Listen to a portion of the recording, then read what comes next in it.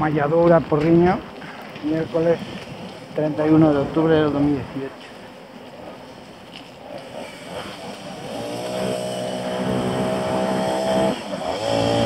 Están haciendo aquí, si es con chalet, me cago en Dios.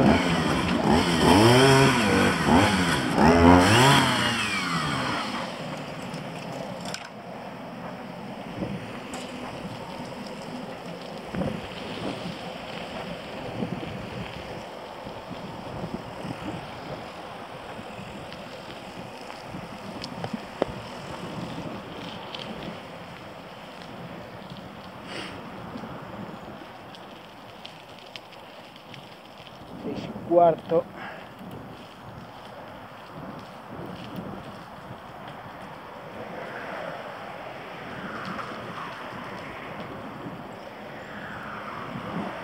Autovía, digo, Orense.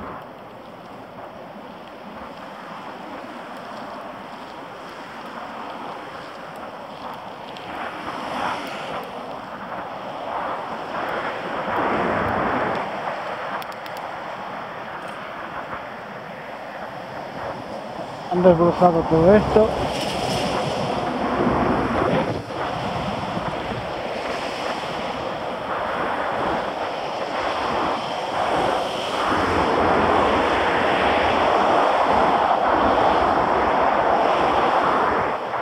Atardecer.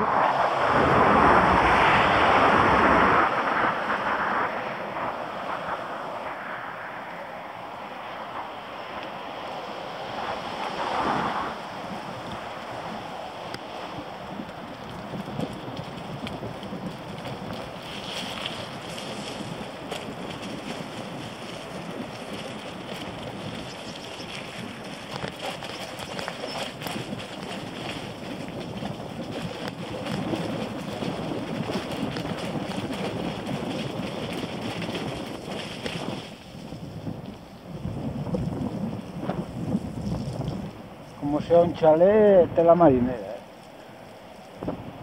Vaya. Está poniendo rojo.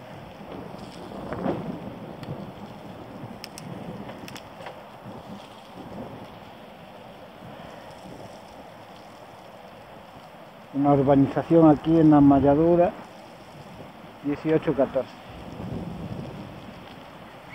Miércoles 31 de octubre de 2018, mañana es día de Todos los Santos, todos los difuntos.